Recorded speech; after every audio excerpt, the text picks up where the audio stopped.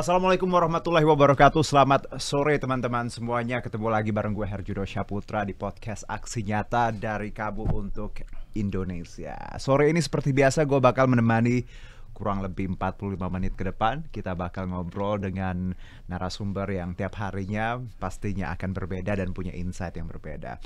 Dan ini jam 4 sore ya. Biasanya kalau jam 4 sore pada lagi ngapain? Mungkin lagi ya ngantor, ya pasti mungkin lagi siap-siap buat pulang kerja. Karena biasanya 4 sore itu ritmenya udah tone down ya. Atau mungkin yang habis kuliah atau juga let's say belajar gitu ya. Mungkin ini bentar lagi mau break, or maybe lagi galau-galau, nggak tahu mau ngapain, mending belajar ya. Karena belajar kita hari ini ringan banget, jadi nggak akan ada obrolan yang terlalu berat atau susah dicerna. Sebenarnya obrolannya bermacam ya, bervariasi, tapi lagi-lagi kita bikin semuanya dari sudut pandang gimana anak muda, millennials dan zillennials melihat item atau persoalan yang kita bahas. Nah, kalau gue nggak bosen-bosen untuk ngingetin kalau kita ada di banyak sekali platform untuk teman-teman menyaksikan podcast ini.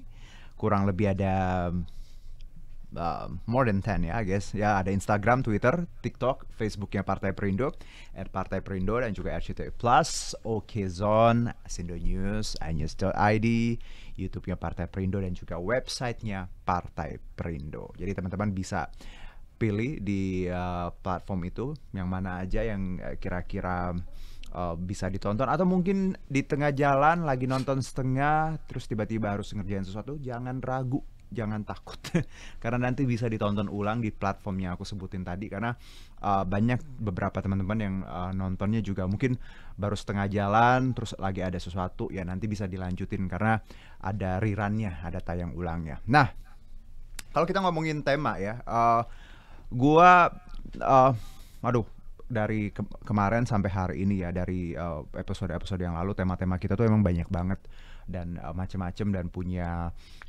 semuanya punya value. Kadang kita ngebahas sesuatu yang kadang biasa aja nih, tapi ternyata kalau dari sudut pandang expertise-nya ya, yang memang bergelut di dunia itu sangat berbeda dari orang-orang yang di luarnya itu. Misalnya kita bicara pengusaha, oh ya udahlah pengusaha gitu ya. Tapi ternyata kalau kita bicara bagaimana mereka ngebangun usaha, up and down-nya, dan bicara juga pengalaman mereka, dari situ itu ilmu yang nggak ada di bukunya. Jadi di sini kenapa kita bilang tadi bahwa tiap narsum punya value dan insight, karena teman-teman bisa belajar dari sesuatu yang ibaratnya apa ya, kalau kita lihat kalau di kuliah itu kayak kuliah umum. Nah, kurang lebih kira-kira seperti itu podcast ini.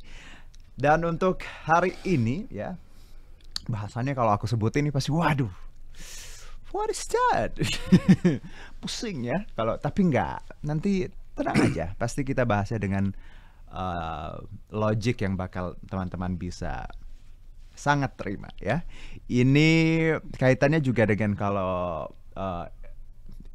ya item yang akan gue bahas. Kalau ingat kemarin Pak Jokowi sempat ke US untuk ASEAN G20 ya, ASEAN US Summit, dan juga ketemu sama Elon Musk ya, untuk katanya nanti bangun public I don't know, battery or something di Batang something, Jawa Tengah ya.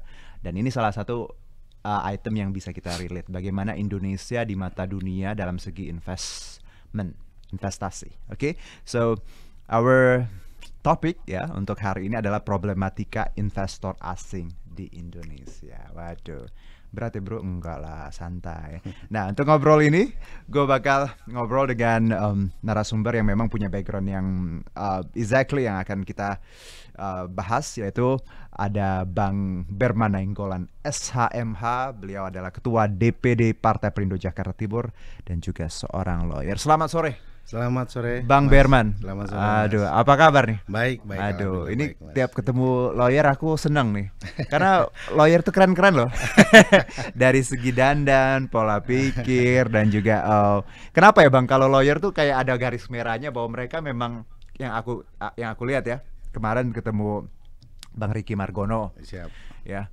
Tipikalnya ya beda-beda sih tiap orang. Cuman ada kesan atau yang bisa saya tangkap ya, orangnya asik, tegas, dan apa ya? Ada keunikan Iya. tersendiri dalam. Kenapa ya Bang ya? Jadi lawyer tuh ya rata-rata begitu. Karena tanpa demikian ya mereka tidak bisa dilihat atau dikenang gitu loh kan. Jadi seorang pengacara itu memang harus membuktikan dirinya bahwa di samping dia berkualitas dalam penegakan hukumnya, dia harus menata dirinya juga biar terlihat secara branding visual lah ya, iya, branding. Dan rata-rata lawyer sangat santai ya Bang, maksudnya nggak kaku ya. Iya, Kenapa iya. Bang?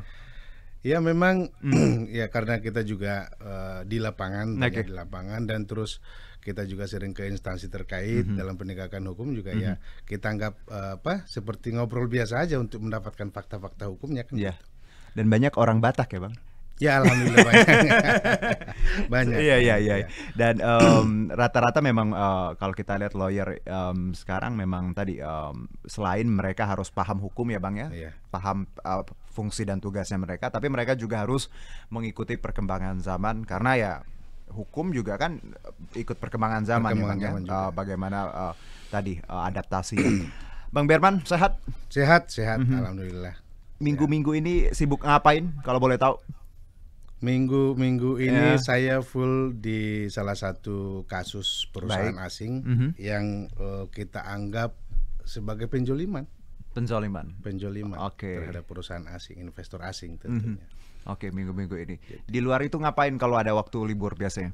Waktu libur kebetulan saya juga di samping mungkin saya udah S2 kan gitu ya, tapi saya juga kebetulan bisa mampu berbahasa Jepang. Jadi karena saya sudah sertifikasi kebetulan tahun 2005 di Jepang. Interesting fact ini.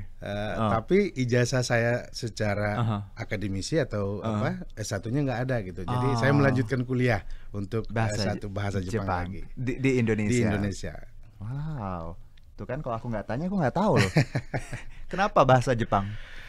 Ya kebetulan karena saya berkecimpung sebagai corporate legal corporate dan konsultan hukum di perusahaan beberapa Jepang. Jadi yang saya saya selalu berhadapan dengan orang-orang Jepangnya langsung, presiden, direktur sama direktur dan bahkan komisaris gitu. Jadi mereka menggunakan bahasa Jepangnya, ya tentu saya juga menggunakan bahasa mereka dalam pembicaraan sehari-hari. Ini gitu. Ya pemikiran atau insight yang luar biasa. Gimana Bang Berman tadi berarti belajar bahasa Jepang bukan dari muda dong? Iya, bukan dari ya umur-umur sekarang lah ya. Ya untuk belajarnya, tapi waktu tahun 2002 saya sudah belajar kursus. Hanya kursus saja, cuman waktu itu belum sertifikasi gitu, belum ada. Mantul Bang ya. Keep it up ya, terusin. Karena semangat belajar tuh ternyata nggak ada usia ya Bang ya. Iya benar sekali. Apalagi kalau kita bisa ngeliat peluang. Kita lihat peluang, kita ada di sini kayaknya ada kekosongan yang bisa kita isi ya. Kenapa enggak ya Bang? Iya benar. Makanya aku tadi nanya kenapa Jepang. Pertanyaannya tadi kan. Itu bisa di-relate. Bagus loh. Selamat loh Bang ya. Terima kasih. Semoga nanti makin jago bahasa Jepang. Atau kita mau kenalan bahasa Jepang? Boleh. Oke. Silakan Bang Berman, kenalan sedikit aja, boleh campur Jepang dikit baru Indonesia. Lanjut. Ya. Hajimemashite, watashi no namae wa Beruman Nainggoran desu. 42 歳です. Watashi no shigoto wa 弁護士です。で、今までいろいろ日系会社、日本の会社でコンサルタントで働いています。よろしくお願いします。Yang artinya? Nama saya Berman Nainggolan, umur 42 tahun. Saat ini saya sebagai lawyer dan beberapa perusahaan Jepang yang saya sebagai konsultan hukumnya. Jadi ya terimalah perkenalan saya. Aduh, gitu. Bang Berman. Ini baru berapa menit sih ya? Belum 10 menit ya. Udah keren banget Bang Berman. Arigatou gozaimasu. Iya, doitashimashite.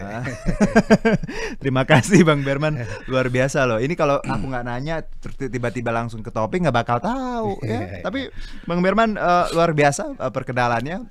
Senang sekali kita bisa ngobrol hari ini khususnya soal investor asing. Kalau bicara mengenai tema ini Bang Berman. Bang Berman kan tadi secara nggak langsung di awal udah bilang, wah sekarang lagi menanganin kasus yang perusahaan asing sekarang. Kalau kita runut dari belakang, sudah berapa lama di dunia lawyer ini dan menghandle perusahaan-perusahaan asing seperti itu, investment? Saya dari tahun 2002 itu sudah masuk di perusahaan Jepang. 2002. Oke. Dan 2002 setelah saya kembali dari Jepang 2005 saya menjadi karyawan di salah satu perusahaan, sebenarnya perusahaan ternama di Indonesia lah. Dan setelah itu, setelah saya lihat banyaknya yang harus diperbaiki dalam segi hukum atau ya katakanlah dari segi perburuhan, hukum-hukumnya yang masih sehingga saya mengambil sarjana hukum. Oke. Jadi setelah dari Jepang dulu nih baru saya kuliah. Gitu kan. Menarik nih. Dari Jepang dulu baru kuliah hukum. Iya. Walaupun saya kuliah hukum itu posisi saya dalam seorang karyawan itu adalah bukan orang sebagai HR atau GA-nya, bukan gitu, sebagai orang lapangan. Nah, pada tahun 2008 saya lulus. Ketika 2015 saya sudah lulus S2 dan sudah disumpah menjadi pengacara. Akhirnya saya berhenti 2015 awal. Dan saya membuka kantor sendiri untuk kantor hukum. Nah, jadi saya mulai dengan kerjasama dengan perusahaan asing, tentu dengan perusahaan Jepang itu mulai tahun 2015 sampai sekarang. Jadi memang kalau kita lihat dari backgroundnya ya, memang sudah tadi punya background, tadi ada garis dengan Jepang lah ya. Gitu. Benar. Kalau bicara Jepang ini memang negara yang saya memang salah satu ketika saya ke Jepang Bang, memang pas saya di Tokyo saya mikir ini Indonesia kapan ya? Let's say mungkin ya butuh berapa dekade untuk itu. Tapi Bang sendiri kalau ngelihat kayak suka banget sama Jepang ya? Sangat. Apa yang Bang Berman lihat dari negara itu? Jadi Tokyo segala macam. Iya. Jadi kalau saya lihat selama saya tinggal di Jepang itu disiplinnya itu, kepatuhan terhadap peraturan, kedisiplinan terhadap orang ataupun sekitar, dan kedisiplinan tentang hukum itu sendiri. Jadi membawa mereka itu menjadi itu adalah agamanya. Nah, sehingga mereka menganggap bahwa kalau ini saya tidak lakukan tidak akan merugikan orang lain. Jadi mereka itu merupakan adat istiadat mereka jadinya. Nah, kita orang Indonesia yang di sana itu jadi ikut-ikutan dengan hal itu, sehingga sekilas kita waktu di Jepang itu mengingat bahwa loh kok kami di Indonesia seperti ini, berarti selama ini kami salah kan gitu. Nah, hal-hal itulah kita kembali ke Indonesia dengan memperbaharui dan menyampaikan ini kepada milenial tentunya kan, agar ini loh seperti negara Jepang itu. Jadi disiplin itu kita mulai dari diri kita sendiri yang sudah berpengalaman gitu. Exactly sih. Dan ini relate sama budaya mereka ya Bang. Aku lupa namanya apa. Semangat mereka yang mereka pokoknya sangat luar biasa. Apalah itu. Ada something, dan akhirnya mereka tadi istilahnya sangat disiplin. Dan kepatuhan dan punya komitmen gitu ya. Memang Jepang mengajarkan kita tadi banyak hal kalau bicara prinsip kerja. Jadi seperti itu, Jepang lalu balik ke Indo, kuliah, dan akhirnya sampai sekarang ya Bang ya, bergelut di dunia hukum. Nah, kalau dari tahun ke tahun Bang, yang Bang Berman lihat, kebanyakan bicara investment ya, perusahaan asing Indonesia, problemnya apa sih Bang di Indonesia ini? Iya, kalau menurut pendapat saya, saya karena berpengalaman di bidang perusahaan asing khususnya negara Jepang, saya menyampaikan pendapat saya dengan pengalaman saya dengan perusahaan Jepang. Nah, kebanyakan itu bahwa perusahaan Jepang itu ingin berinvest ke Indonesia. Nah, tentu karena apa? Karena memang bahwa biaya produksinya yang sangat katakanlah rendah ketimbang di negara Jepang. Contoh kata mobil satu unit mobil contohnya. Contohnya saya kasih merek misalkan mobil Avanza tentunya dengan harga 250 juta ke 300 juta. Kalau itu dijual atau diproduksi di Indonesia bisa menjual dengan 250 juta atau 300 juta. Kalau itu misalnya diproduksi di Jepang, ya kan, dengan harga kita beli nanti 250 atau 300 juta, gaji karyawan atau buruh kan sangat berbeda. Betul. Di sini dengan harga contohnya UMR 5 juta kurang lebih, di sana kan UMR kurang lebih 14 sampai 15 juta. Betul. Nah, tentu dengan biaya produksi yang murah dan tenaga kerja yang murah sehingga mereka berinvest. Nah, tentu di samping itu juga bahwa kehadiran investor Jepang juga di Indonesia melihat undang-undang atau peraturan yang ada juga. Oke. Nah, peraturan yang ada seperti apa sih di Indonesia? Nah, jangan sampai nanti mereka datang tetapi tidak didukung oleh pemerintah untuk berinvestor, kan gitu. Dan banyaknya dulu sebelum Pak Jokowi presiden kan banyak itu peraturan-peraturan, undang-undang, terus perizinan-perizinan yang dan kita tahu pungli luar biasa ya. Sangat luar biasa. Makanya banyak yang kapok, Bang. Iya. Makanya yang saya baca juga banyak lari ke Vietnam ya, Iya. Myanmar, negara Asia lain ya, Thailand. Karena memang di sana ya peraturannya jelas dan akhirnya yang rugi kita. Iya. Karena peraturan yang macem-macem tadi nggak diatur, cost-nya malah bikin pengusaha kayak nggak deh di Indonesia ya, Bang. Kira-kira memang seperti itu. Iya, benar. Jadi cost-nya itu ada cost yang di luar daripada perhitungan mereka. Betul. Sehingga tidak masuk dalam jangka barang yang akan dijualnya sih. Benar. Nah, cost yang keluar ini masuk nggak ke harga ini kan gitu harus. Nah, itu tidak masuk karena ada pungli-pungli tersebut. Nah, ini bukan rahasia umum sebenarnya, Bang Berman ya, bahwa ya banyak yang tahu lah ya bahwa selama ini bagaimana kalau kita ya investment di Indonesia, pengusaha asing, salah satu yang menjadi komplain mereka tuh soal pungli gitu. Baik. Bagaimana mereka kalau dihitung-hitung malah lebih mahal, dan kadang oknum-oknum inilah yang membuat ya Indonesia jelek ya di mata para investor, karena memang tadi harusnya nggak ada biaya yang A, B, C, Z ya. Tapi karena jadi mereka timbul gitu ya. Ini berarti kaitannya kalau kita lihat sekarang, Bang. Ini yang bisa kita relate ya. Iya. Omnibus Law. Omnibus Law. Kemarin baru disahkan lagi ya. Nah, apakah dengan kehadiran undang-undang ini Omnibus Law dari sudut pandang Bang Berman bahwa ini adalah satu aturan yang bagus sekali, yang jelas kalau saya lihat di sini ada online semua ya. Beberapa item online, dan di sini kan kalau sistem online terbuka.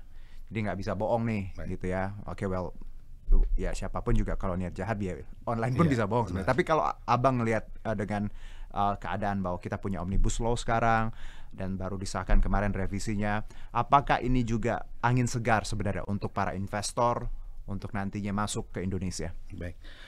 Menurut tanggapan saya tentang Undang-Undang Omnibus Law yang kemarin sudah disahkan dan ada putusan MK juga, bahwa ini juga merupakan daya tarik daripada investor asing. Iya.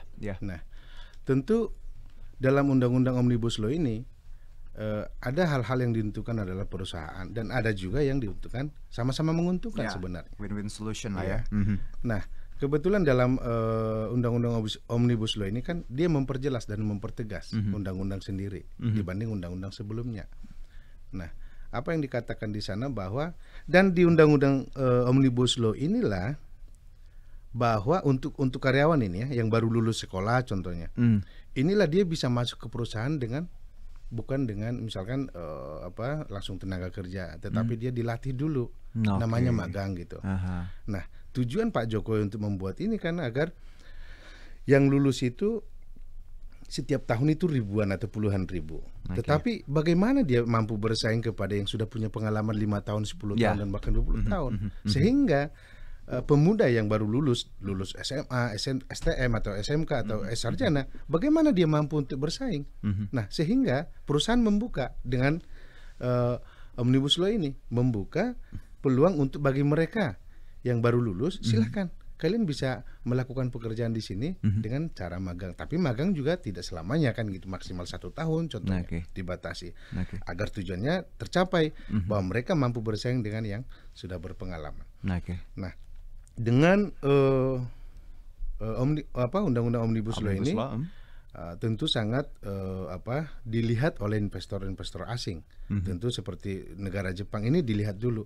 Jangan sampai kita buatkan perusahaan di Indonesia, tetapi undang-undang perburuhannya malah kita tidak terpenuhi, gitu kan? Nah, apa yang menjadi masalah di sana adalah banyak sebenarnya masalah-masalah yang ada saat ini. Betul. Ya, tentang hubungan industrial atau hubungan ketenagakerjaan atau perburuhan di suatu perusahaan sangat banyak sekali.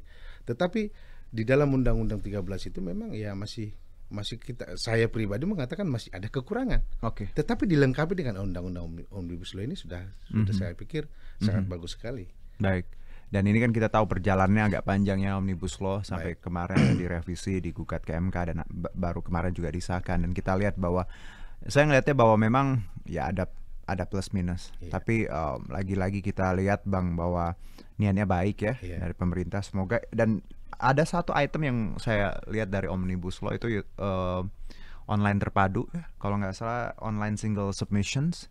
Ini penting sekali bagaimana sistem online ini mencegat, kalau soal perizinan ya Bang, mencegah tadi pungli, tangan-tangan kotor kan. Kalau selama ini kan kalau kita mau bikin perizinan pasti akan ribet, ada uang ini uang itu. Nah sekarang online ya bukan nggak bisa bohong sih, emang karena terbuka jadi Bang ya, harga dan segala macam prosedurnya. Ini juga jadi angin segar bagaimana para pengusaha untuk nanti membuka perizinan di online terpadu atau online single submission ini. Nah, bicara mengenai Omnibus Law ini Bang, kita lihat disahkan baru kemarin ya di MK, sudah ada putusannya seperti itu. 2022 kita lihat keadaan lumayan baik ya hari ini. Saya jujur nggak apa-apa ngelihat Jakarta macet, tapi somehow ada aktivitas bahagia gitu, bahwa gitu. Kurang lebih keadaan lebih baik dari tahun lalu. Dengan dua item ini Bang, bahwa kondisi yang baik, ada Omnibus Law. Bang Berman sendiri melihat iklim investasi di tanah air, insya Allah ya di 2022 ini apakah akan lebih baik dari tahun sebelumnya? Kalau dari kacamata seorang lawyer. Ya kalau menurut saya sih lebih baik dari tahun-tahun sebelumnya, karena sudah ada kepastian hukum di undang-undang. Plus kita juga COVID-nya melandai kan. Nah tentu dengan kemarin itu di saat kita diserang oleh COVID-19 gitu kan, banyak juga perusahaan-perusahaan yang kolab gitu. Betul kan sekali. Dan pulang ke negaranya kan gitu, disayangkan juga.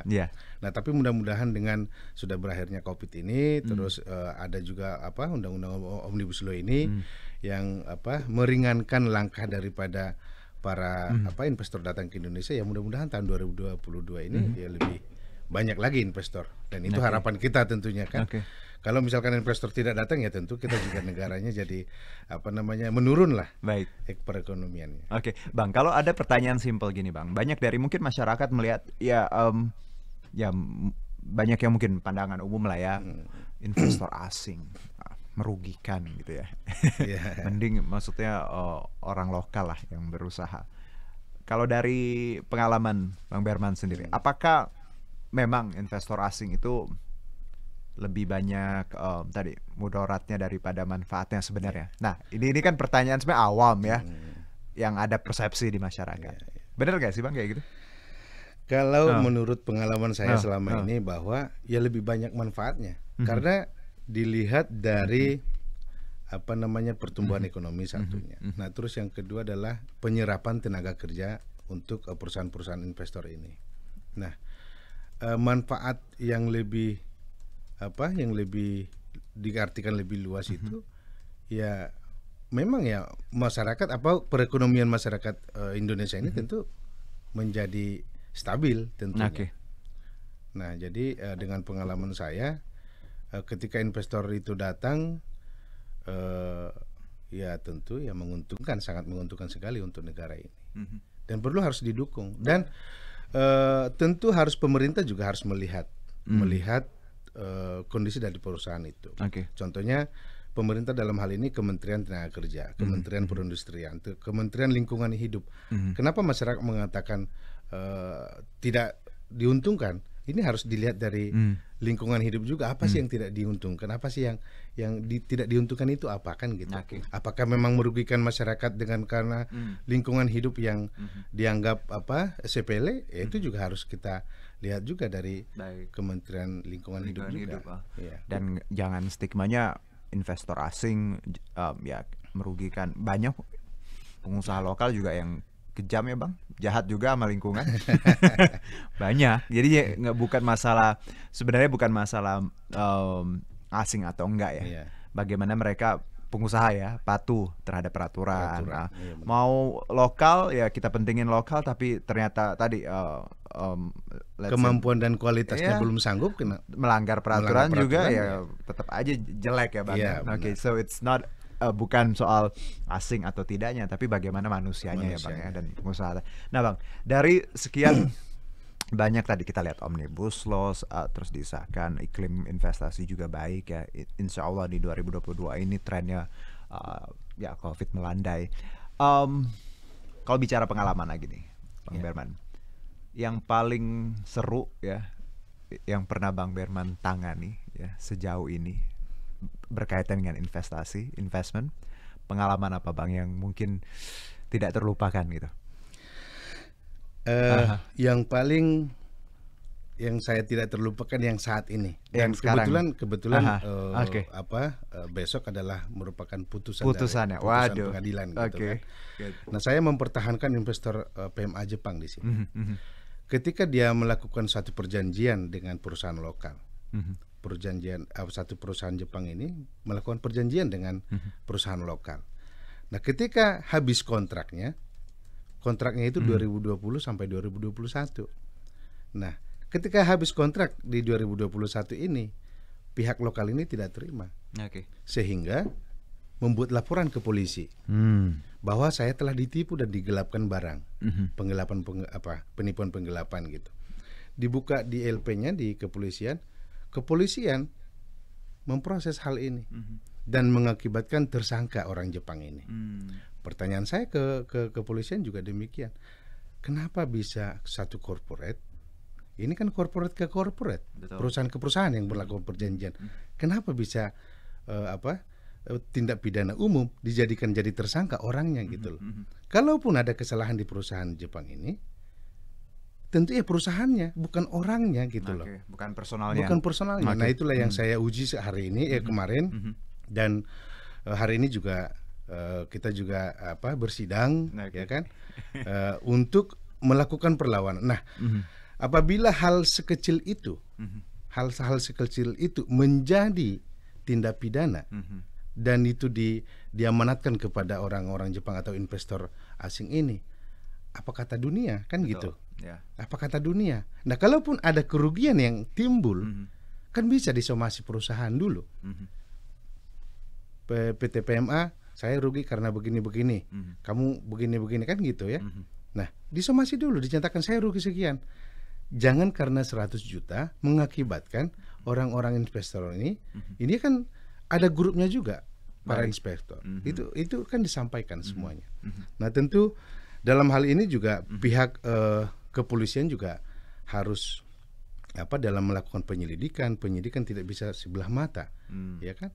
Nah, haruslah dia seimbang menjalankan profesinya sebagai penyidik atau untuk dalam kasus ini kan gitu. Nah, kalau misalkan si pelapor tadi dengan pihak kepolisian sudah seolah-olah sepakat mereka di belakang layar untuk menjerumuskan perusahaan ini, ya kan? Ini yang menjadi masalah. Nah, tentu saya juga akan bersurat ke Kapolri dalam hal ini. Bersurat ke Kapolri, bahkan juga akan saya kirim surat ke Pak Presiden. Kasus kecil bisa ditersangkakan gitu loh. Dan itu pure adalah perjanjian, bukan perbuatan pidana. Kalaupun ada dari perjanjian itu yang dinyatakan menyalahi, silakan digugat. Sedangkan pelapor tadi sudah menggugat di PN Karawang dan mereka dikalahkan, ditolak gugatannya. Nah, karena mereka ditolak, ini gagah-gagahan pelapor tadi sama oknum kepolisian, wah diteruskan ini barang nih, sehingga jadi tersangka lah si Jepang ini. Nah, ini harapan saya bahwa pemerintah atau dalam hal ini kan Presiden tentunya sudah mengeluarkan beberapa undang-undang ya kan, memerintahkan kepada Kapolri untuk melakukan investigasi atau keadilan hukum itu yang beradil, yang beradab kan gitu. Nah, Pak Kapolri juga mungkin begitu kepada pimpinan ke bawahannya. Tapi kalau bawahannya ini tidak dikontrol seperti ini kan menjadi problem besar. Kadang yang merusak suatu sistem itu oknum ya Bang ya. Iya, suatu image dari yang kita bangun ya itu ya oknum tadi. Iya. Nah ini yang harus dilihat dari pihak kepolisian dan pihak-pihak berwajib ya, bagaimana kalau kita lihat tadi dari cerita Bang Berman, memang ya semoga nanti ada putusan yang sangat adil ya, sangat baik, karena ya takutnya kita mencederai nama baik iklim investasi di tanah air ya. Karena ini kan kaitannya dengan pengusaha, investor.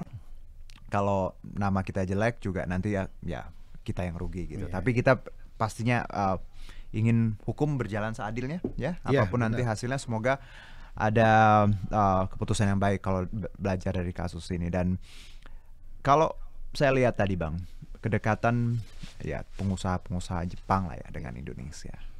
Dan bagaimana pengalaman Bang Berman tadi dengan mereka. Kalau pernah nggak sih Bang nanya gitu, apa pendapat mereka, apa persepsi mereka terhadap Indonesia? Kadang Bang Berman pernah ngobrol nggak? Iya. Apa yang ada di pikiran mereka soal Ibu Pertiwi ini? Jadi kadang-kadang juga saya sebagai pemuda bangsa tentunya juga kadang diiris gitu loh. Hati ini diiris gitu kan. Contohnya ketika kita menyampaikan pendapat kita kepada orang Jepang, contohnya kan ini investor utamanya kan gitu. Kita sampaikan begini-begini dan begitu secara hukum. Ada pertanyaan dikembalikan lagi pertanyaan tersebut. Nah, tapi kan di Indonesia dikasih uang bisa begini, dikasih uang bisa begini kan gitu. Nah, mungkin itu adalah kejadian-kejadian yang dulu sudah ada. Ya. Tapi kan tentu ya kita juga artinya bisa memberikan, sebagai lawyer perusahaan juga harus memberikan kepastian hukum kepada dia agar dia bisa tetap berinvestasi di Indonesia kan gitu, biar agar jangan terjadi investasinya ini dicabut dipindahkan ke negara lain. Bagaimana nasib daripada buruh dan keluarga anak yang menggantungkan hidupnya dari situ. Nah, itu tadi yang saya sampaikan, bahwa apa sih landasannya pemikiran daripada kepolisian memeriksa perkara ini yang nyata-nyatanya perdata dijadikan jadi pidana. Nah, sedangkan masyarakat di situ ada yang menggantungkan hidupnya, gitu loh. Nah, kalaupun ada permasalahan dalam perjanjian tersebut kan bisa disampaikan dulu apa yang menjadi masalahnya. Bukan ujuk-ujuk agar kita mendapatkan SPK kembali, kita paksakan aja lewat penyidikan polisi biar ditersangkakan sehingga nanti kita dapat lagi. Itu sudah termasuk unsur pemerasan juga menurut saya, yang dilakukan oleh tindakan oknum seperti itu.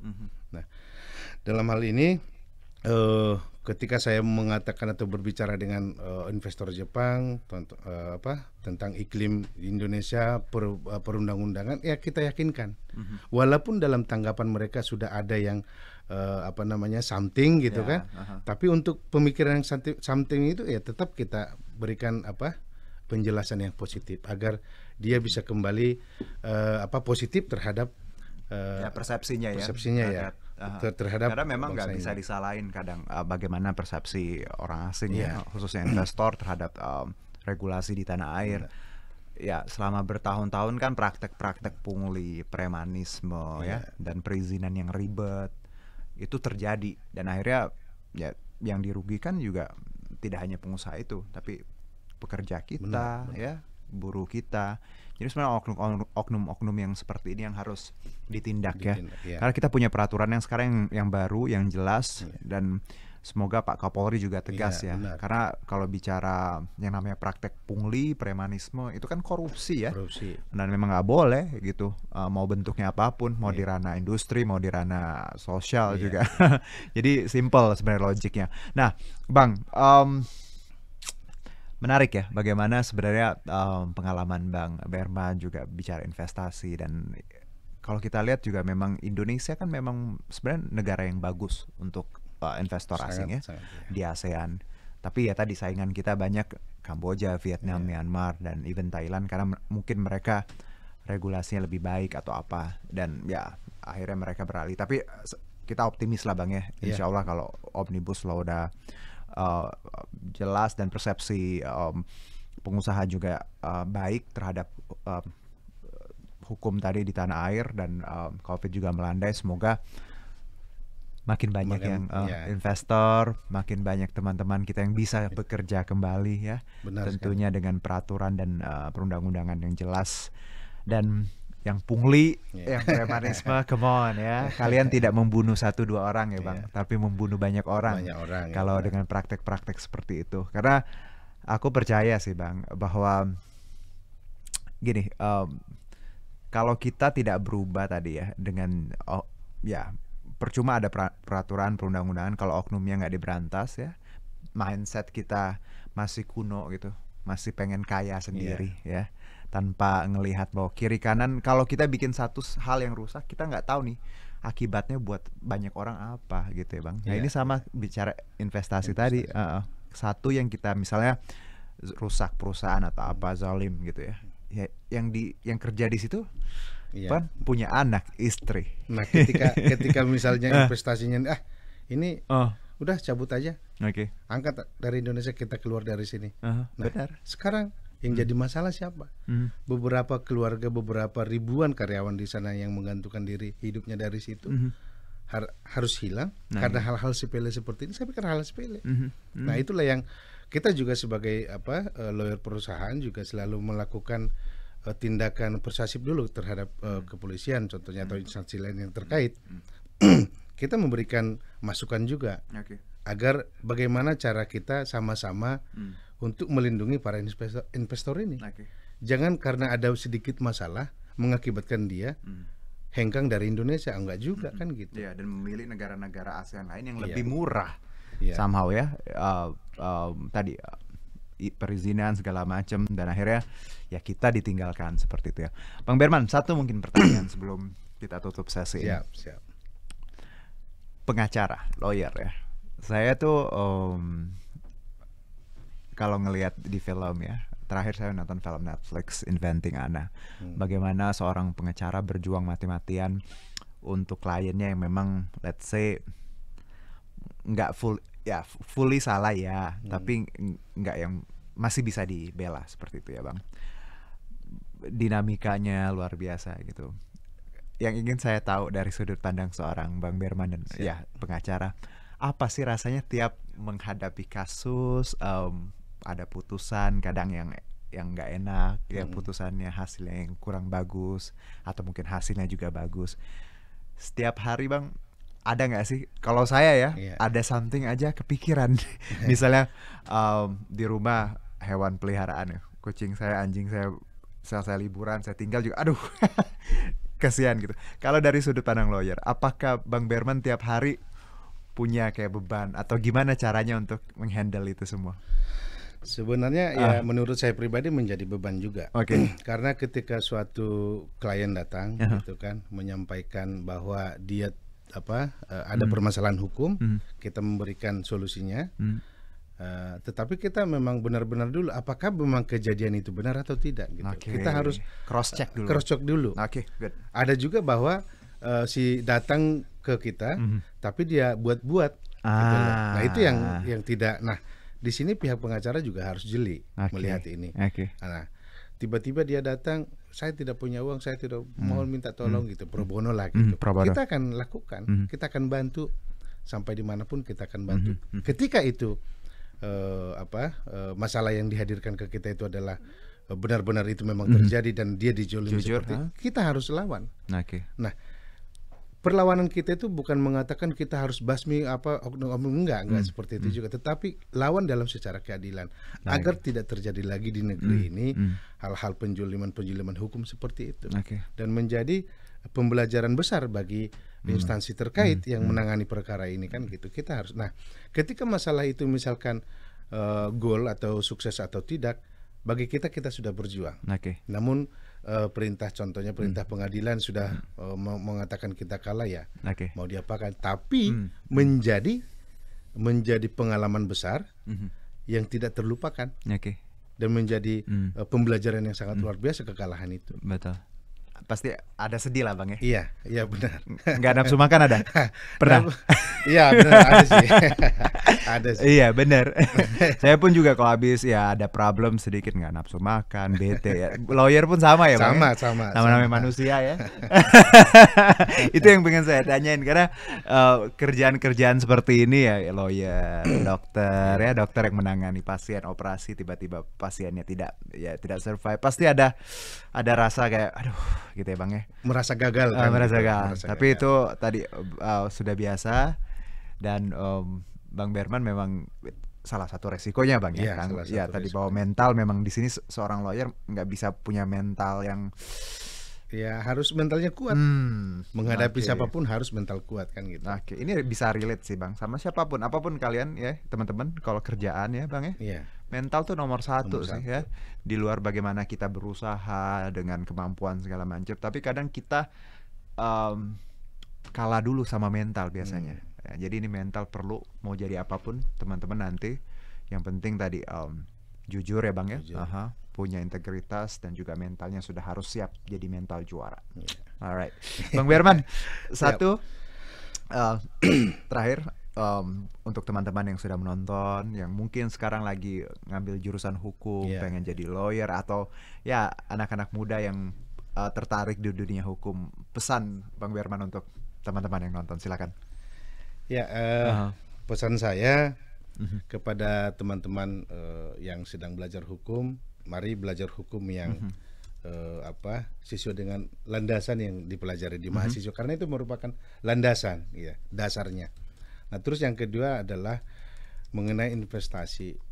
Inilah harapan saya, harapan kita bersama kepada pemerintah, tentunya kepada Pak Presiden Jokowi, agar melihat dan melihatlah ya keadaan iklim investasi ini kan tidak sekonyong-konyong mereka datang aja kan gitu. Ya. Nah, tentu ini juga harus diawasi oleh pemerintah Indonesia dan harus dilindungi, dijaga, karena inilah yang menjadi kehidupan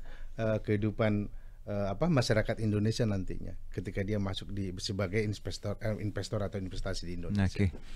Nah, berikutnya bahwa adapun misalnya terjadi beberapa tindakan hukum yang memang seolah-olah dibuat menjadi tindak pidana kepada beberapa perusahaan Jepang atau PMA yang saya alami selama ini, ya ini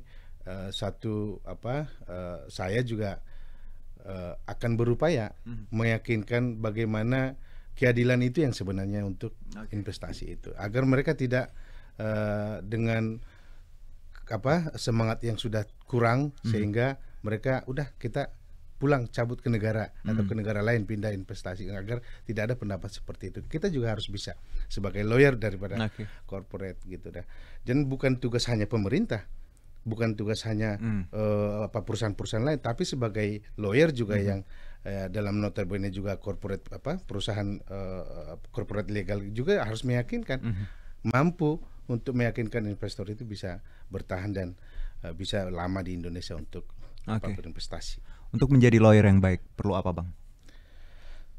Perlu kedisiplinan waktu, disiplin, komitmen, good. dan tentu berakhlak. Aduh,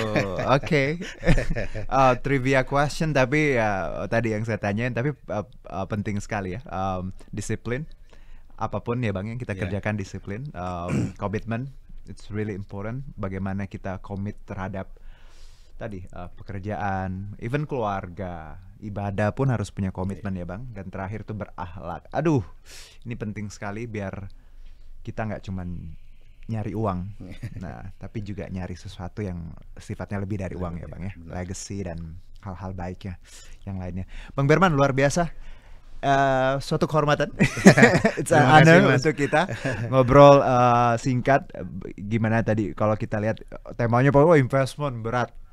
Ternyata kita tadi obrolnya sangat luas, sangat solutif ya. Gimana kita melihat kasus hukum tadi dan peranan lawyer khususnya. Dan karena aku yakin di luar sana mungkin akan banyak calon-calon lawyer muda nantinya yang menjadi tools untuk kita menegakkan hukum di tanah air.